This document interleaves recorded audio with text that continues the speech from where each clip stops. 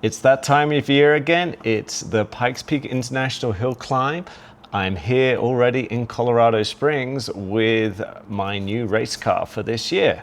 If you've been following the channel, you might already know Sandy car has not been readied in time. And instead I am racing a very different car to what I typically take up the mountain. You can see it behind me here. It is a 1967 Chevrolet Camaro. Really cool car. The main stats of it are 1400 wheel horsepower out of an engine that's essentially an LS7, but barely. So it's 7 liters Chevrolet small block, and that's combined with a very, very large single turbo, giving that insane horsepower. And the neat thing about it, because of the displacement, very little lag. And because the turbo is so big, actually we can make all that power on the mountain. So it's absolutely insane. Essentially, we are twice the weight of the Wolf and twice the horsepower of the Wolf. Performance is still a little different to that car. We're not as fast as that, but still a huge weapon in itself. So I'm going to take you around the car, talk to you a little bit about it, talk to you about some of my involvement from an engineering side, which started all the way back in December as well, and is one of the reasons why I am racing this car up the mountain this year. So let's go and take a look at it. All right, so here she is.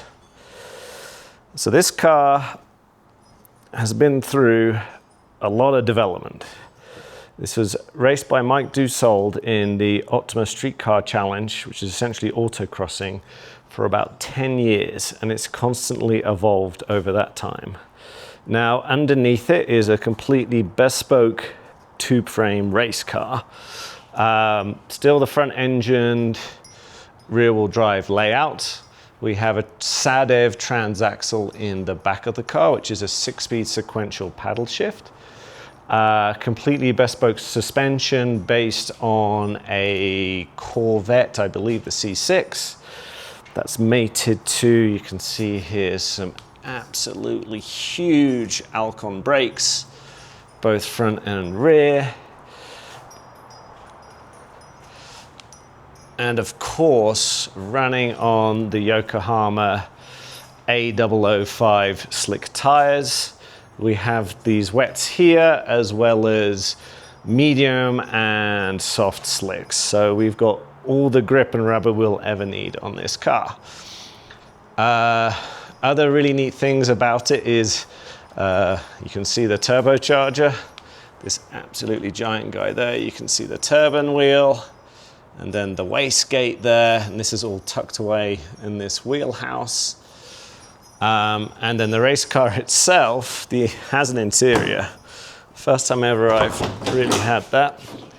You can see inside, Dussault Designs does custom cars, and he's kept that theme on this with a, slightly upholstered interiored setup, including this awesome Sparco seat that's been custom covered in brown leather. So FIA approved and really, really cool. Combined with it is a Motec dash, the usual accoutrements, a electronic rear view mirror as well, also super, super neat.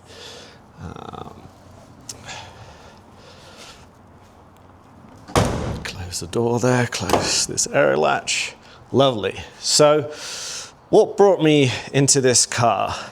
A couple things. Tim Witteridge of Motorsports Electronics has been running and tuning this car for the last couple of years. He's been doing that alongside the Wolf program, and I'm good friends with Mike Dussault as well. So I've always followed this program, been very envious of it. I'm a small block fan. I do love Chevrolets.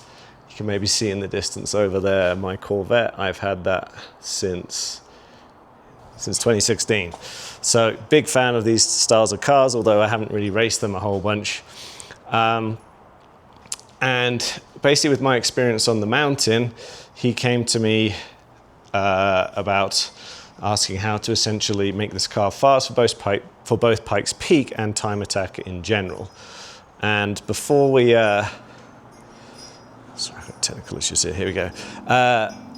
So we were talking at PRI last year about the upgrades he had on his car and how he wanted to go faster with it, and I had some other ideas of how to go and really get some performance into the car, especially from an aerodynamics perspective and also a general car layout.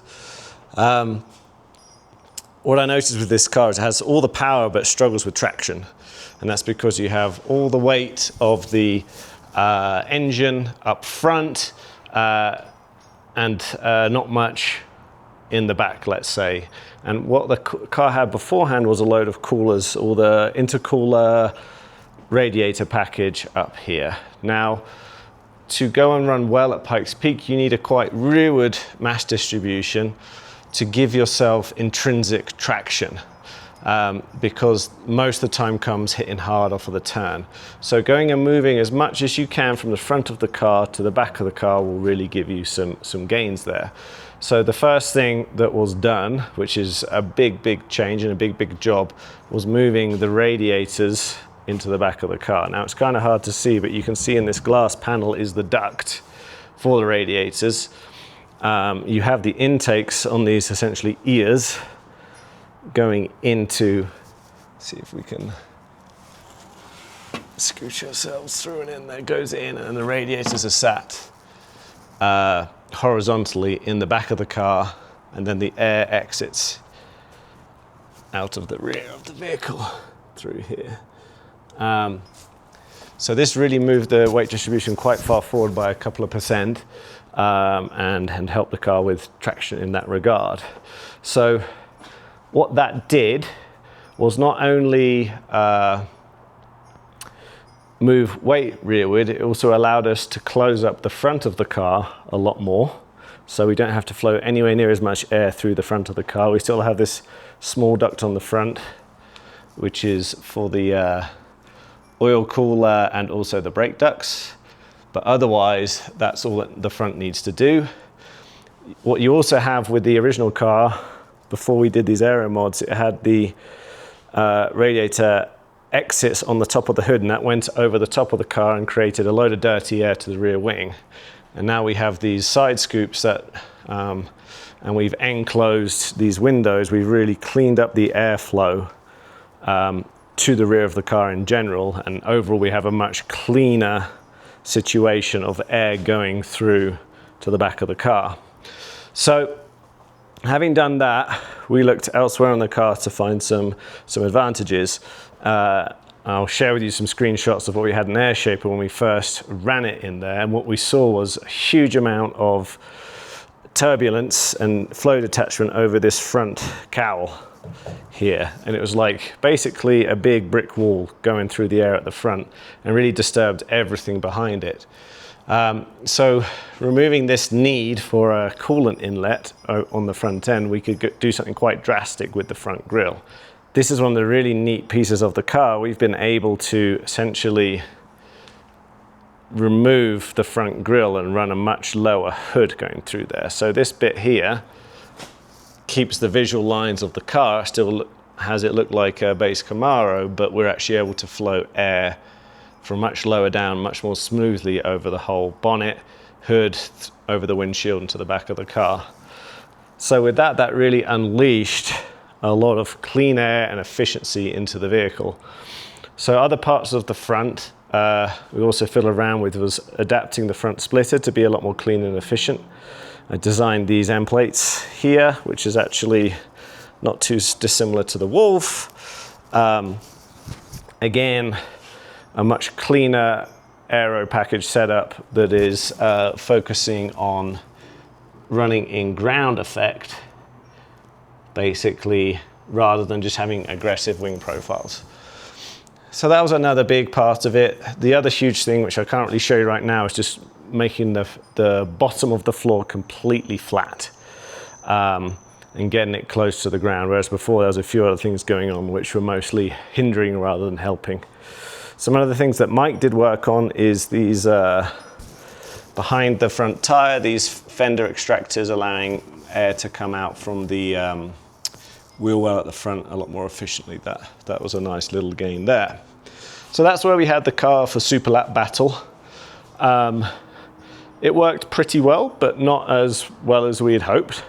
It was a really solid improvement, but still not at the level of performance that we wanted to be. So then we took it to that next extreme of aerodynamics, especially for Pikes Peak, where peak downforce is important. So to go and do that, one of the key things is actually having maintaining the balance between the front and the rear. And this car's always struggled with the front. So I went back to the front of the car and saw what other tricks I could do to really improve this downforce. And this is where I tried out these little block-off panels here, which worked really, really well. And we also did these little front dive planes here on the front of the splitter. They're 3D printed and just double-sided taped on.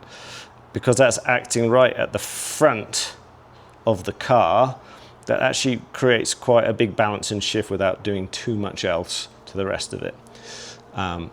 So these two parts themselves, so this front dive plane and also this metal kind of giant gurney flap, or say air dam, also help to create a vortices spinning up the side of the car and sealing the floor as well.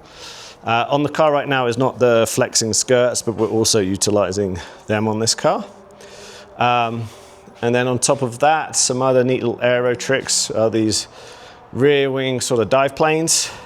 These work great to just create a little more downforce without much more drag, and they do that because they have a really nice vortices that rolls off the side of them, and that interacts with the main plane vortices and basically reduces the drag whilst adding a little more downforce. Mike also raised the rear wing height, getting that more into the free stream air, and that becomes a lot more efficient also. Also running a 1/2-inch gurney flap on here, which is just some 1/2-inch L section.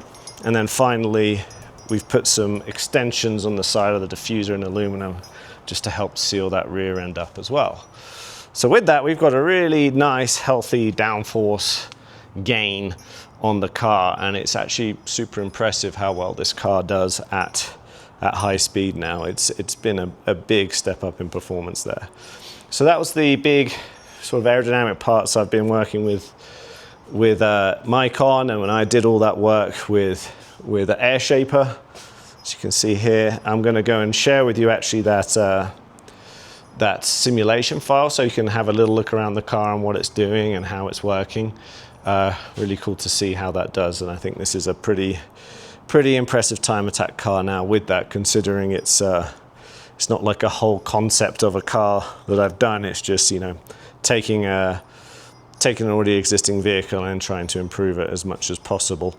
So that's really neat. And then with Mike, I've also worked with him on improving the chassis setup and getting essentially the aero platform dialed in. So yeah, that's some aerodynamic highlights of the car. I'm just going to take the hood off and I'll show you a little bit more under there what we got. So here we are under the hood. You can have a little bit more of an in-depth look of what's going on under here. Neat thing about this car, it's a pushrod style suspension with rockers. You can see the springs here. And then on the front, it's also got this third element and roll bar setup. It's called a T-bar, and that's what this guy is. Then we have this third element spring damper setup. Now that's a pull setup.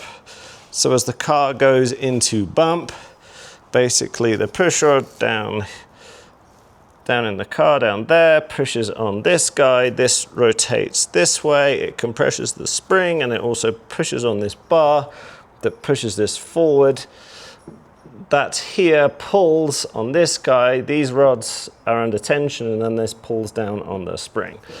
That's how that one works. Now in roll, this will push, that will pull, and this will twist, and then the torsion bar is here, and that gets twisted to go and control roll. You can see the engine's pretty far back in the car. And up here we essentially have the air intake that takes air from the high pressure zone, the front of the hood. Let's see if I can get a better view of the turbocharger for you. Turbocharger is really stuck away here. Yeah, it's pretty hard to see, but tucked in there. So that's the mechanical layout of the car. Flip this around. So this is what I'm running at Pikes Peak this year. Practice starts on Tuesday for us, which is Tuesday the, gosh, what's the date? It'll be Tuesday the 17th of June. Yeah, first day will be qualifying for us on the bottom section, then we go middle and then top practice days, and then on Friday we get to do the bottom section again, and then Fan Fest on Friday. We'll be there on the Yokohama stand with the car. I'll be there signing autographs, and then race day is Sunday the 22nd. So you can watch that, I believe, on Racer TV or on Pikes Peak YouTube channel, and watch the live timing also. So really exciting. This car is fast. I think we have a shot at being the fastest car-style car up the mountain. You know, the really fast stuff, what I've been running is essentially prototype. This is, you know, a lot more based on an actual road car. And I think, you know, the quickest times of that is the low 9 minutes. So I'll be doing my best to really push down into the low 9 minutes. Maybe even a high 8 minute. I think that's going to be a tall order, but I'm going to try anyway. It's an absolute blast to drive, a lot of straight line. It's got a good downforce as well, so actually fast through the high speed turns. But it's heavier. It's, you know, 3,200 pounds with me in and fluids. So it takes a little more to, you know, get the speed out of the car compared to the Wolf. Let's say the Wolf just is lightweight. It wants to turn, it wants to accelerate, it wants to brake, whereas this, you really got to work hard. But yeah, with all that power, you know, 1,400 wheel horsepower on the mountain is absolutely insane.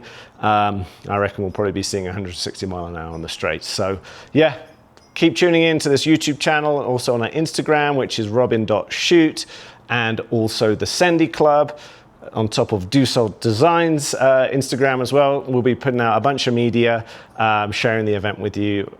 So yeah, please enjoy it, like and subscribe. Can't wait to rip in this car, and hoping for a great result come race day. I'll see you in the next one. Bye-bye.